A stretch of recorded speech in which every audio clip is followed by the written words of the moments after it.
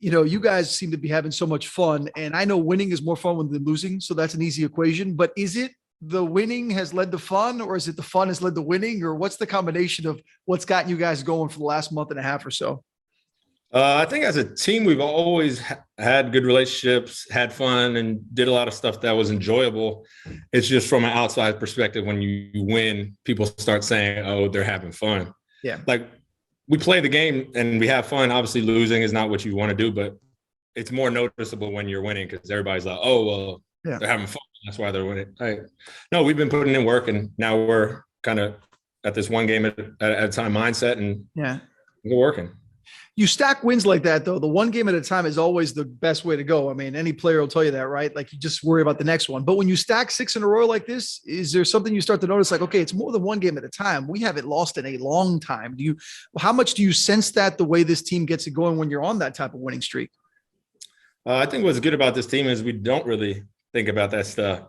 And you kind of look at it again from an outside perspective. It's like nobody says, hey, let's stack these losses up. When we were off in the beginning of the season, people just want to do that when you're winning. Yeah. We've been focusing on one game at a time, and it just so happens that we have 6 in a row. But nobody, I couldn't tell you who we played 4 weeks ago because I don't know. I can't tell you who we played 3 weeks ago, but I can tell you we got the Saints this week. That's just, you kind of get just wired into that, and that's just how life goes.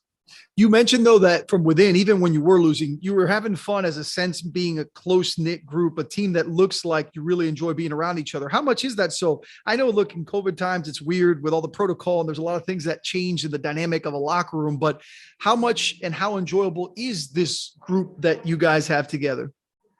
It's a lot of fun. Oddly enough, I think COVID actually helps, has helped bring the team together because there's nothing else to do but hang out with each other. Makes sense. You can't go out to the club and the bars and all that. So what do? You hang out with your teammates. You hang out at the facility a little longer than usual, or you're getting together at each other's houses. And that just, without even knowing it, you're getting closer to your teammates. You're building a bond that you didn't realize was there. So that on Sundays or every so often Monday or Thursday, you're like, hey, this guy's a little closer than just some guy that I play with. Yeah. Another thing that's come out of all this stuff is next man up mentality. And that's always the case. It usually has to do with injuries. Obviously with COVID and protocol, it's a little bit different, but you're one of those guys that, look, you're a guy who's always been successful special teams. And when you get the chance to play receiver, you've made plays. How much has it been, not just for you, but as a team? Hey, this guy needs to step up. He stepped up. This week we saw Duke Johnson jump in there and he had a 100-yard game. Obviously a few weeks ago, we saw he gets that touchdown, but guys picking up each other during these tough times.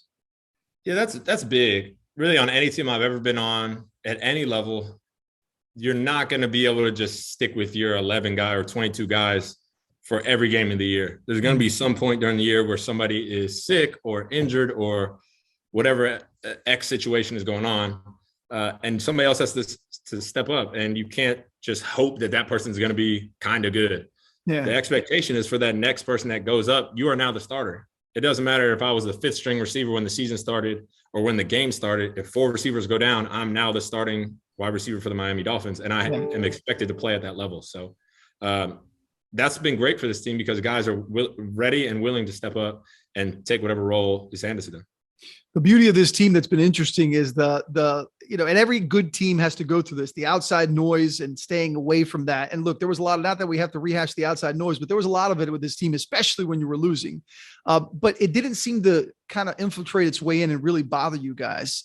How did you avoid that? Like, in a world of social media where you guys can just pick up a phone and read every comment and see everything said about you, how do you not let that get into your mind and into your locker room? For me, I can speak for myself. I'm guessing on how our team has reacted throughout the season. I think a lot of my teammates think the same, is if you're going to read the good stuff and love it, then you got to read the bad stuff and love it.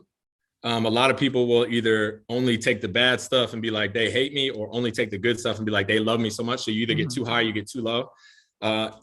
For me, I don't really care what either one of them say. I don't really read comments. I don't read papers.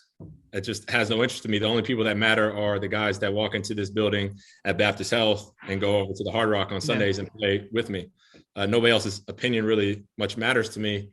And that has resonated with the whole team. That's something that Coach Flo has touched on, is being together and being one team and canceling out that outside noise, because it really has no effect. Because when we're good, they're going to love you. And when you're bad, they're going to hate you twice as much. Yeah. So just don't listen to it at all and stick with the guys that are in the locker room. Couple more quick things, Mac. And look, nobody on any team, nobody gets more pressure than the quarterback. And you being a receiver, dealing with the quarterbacks, whoever it may be. In this case, in Tua, he's a young guy who really seems to have deflected everything that's been said about him and not let it affect his play on the field. As a receiver, when you're working with him, when you're on the field with him, what is it about him that has allowed him to bounce back from whatever is said, whatever is done, and to be a big part of what's happened here the last 6 weeks with all these wins? I think that kind of touches back on what I just said, just not really caring what outside world has to say. Tua is a guy that puts his work in, and in this league and in this business, your confidence or your mindset is built on the work that you put in, and he puts in a lot of work. So he's confident in himself, and somebody that is not in the locker room with him or doesn't play with him is not going to build him up or be able to break him down, because he's confident in himself and what he's built and what the work that he's put in. And that's, as a receiver, that's great to see. A guy that's not going to flip flop, a guy that's not having good days, bad days, whenever somebody says he played good or played bad, a guy that's consistent and you can build trust in. All right, the final question is about the Monday night game, and talk about the next game and next man up, next game mentality. Well, here it is. It's a Monday night game, which is always tough. You're on the road. The Saints are a team just like you guys, fighting for playoff positioning and the opportunity of making the postseason. What do you anticipate that's like? And a mentality wise, how different is it when you play on Monday night and the whole world is watching and you're the only game and, so much is on the line?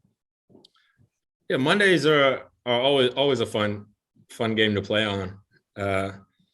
As much as I said throughout this whole interview to cancel out the outside noise, everybody loves to play in the games when everybody's watching, and nobody has any choice but to watch the Dolphins and Saints play.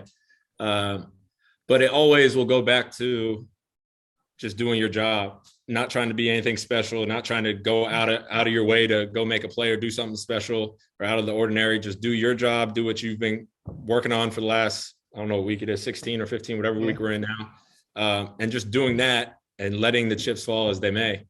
That's it. I mean, if I was talking to one of the younger players, that's what I would tell them. Because when you start trying to be something that you're not, is when you start making mistakes or you try to take up somebody else's job because you don't trust them because it's Monday night and you're hyped up. So just do your job, do what you've been coached to do, what you've been practicing for weeks on weeks on weeks, and everything else will fall into place.